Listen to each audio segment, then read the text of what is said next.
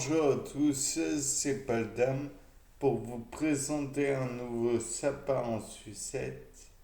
Et donc aujourd'hui, je me suis demandé, mais d'où vient la bile?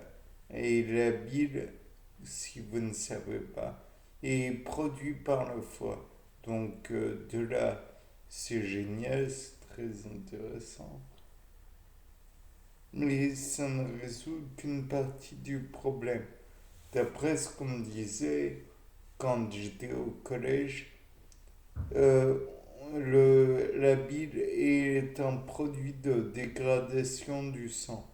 Point. C'est assez restreint, puisque comme vous le savez déjà, le sang contient bon nombre d'éléments. Et même à l'intérieur de ces éléments, il y a encore des éléments plus petits. Je m'explique. Si je m'en réfère à comment dire, à cette hypothèse comme quoi il y aurait des éléments du sang, alors dans la bile, on peut éventuellement en retrouver. Donc, ce qui fait que on peut prendre cette bile et l'injecter à un animal. Je n'aime pas du tout ça. Et essayer d'en retirer des anticorps. Les anticorps vont naturellement se fixer sur de la bile, mais est-ce qu'ils vont se fixer sur d'autres éléments présents dans le sang? Eux, je ne sais pas. Ensuite, ce qu'on pourrait éventuellement envisager, c'est de prendre cette bile et de la, comment dire, mettre sur un banc coffreur pour éventuellement voir s'il y a identification d'éléments. On pourrait aussi éventuellement, et ça ne va étonner personne, faire une chromatographie sur colonne. On pourrait par la suite aussi euh, envisager de faire comment dire, un genre d'observation, mais tout d'abord, il faudrait diviser les éléments constitutifs de la bile. De plus, je me dis en cet instant qu'il y a un type, je crois, de microscopie. Je crois que c'est la microscopie à transmission qui nécessite du fer. Bon, de là, peut-être fer ou métaux en tout cas, euh, métaux conducteurs j'entends. De là, on peut envisager peut-être qu'il y en a dans la pile et donc qu'il n'y a pas besoin de la marquer plus que ça.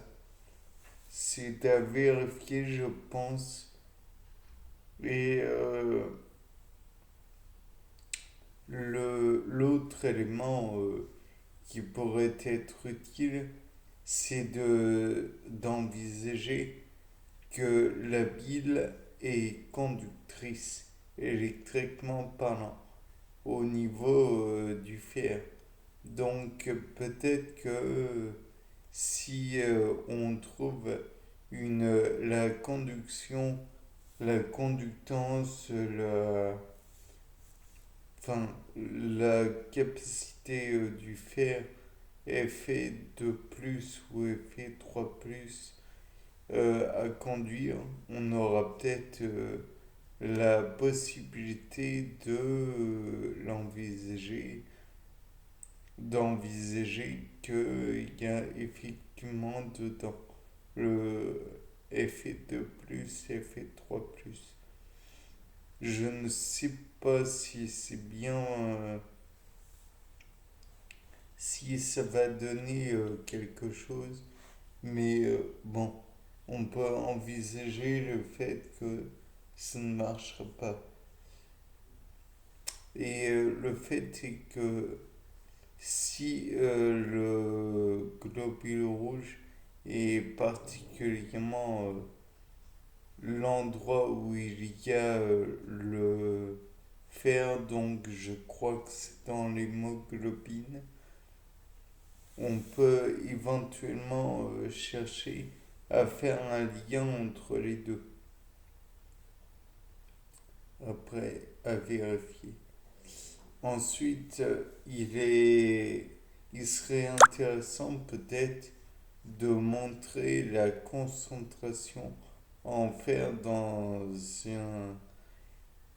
un élément sanguin normal et de noter le fer dans la bile. Dans ce cas, j'aimerais bien qu'on essaye de faire un test d'absorbance et donc utiliser la loi de Bien-Lambert avec un laser pouvant absorber dans les éléments fer Fe3+, ou Fe2+. Et je pense qu'il serait intéressant de voir si on les trouve bien dans l'hémoglobine et si on les retrouve à nouveau dans la bile. Peut-être que lors de la dégradation de l'hémoglobine, le fer a été retiré. Donc il serait intéressant peut-être de voir à différents instants de la production de la bile. Parce que peut-être va-t-il en rester, peut-être pas. Toujours est-il que le fer est sous... Et je ne sais pas s'il est relâché en fait.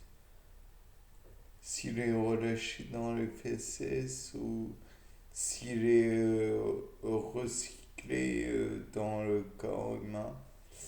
Euh, il serait peut-être intéressant de voir ce qui entre et ce qui sort, si je puis dire.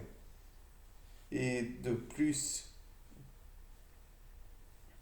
pour en revenir à l'animal, peut-être serait-il intéressant de voir chez les animaux comment se conduit le fer ou le cuivre ou le cyanure ou d'autres éléments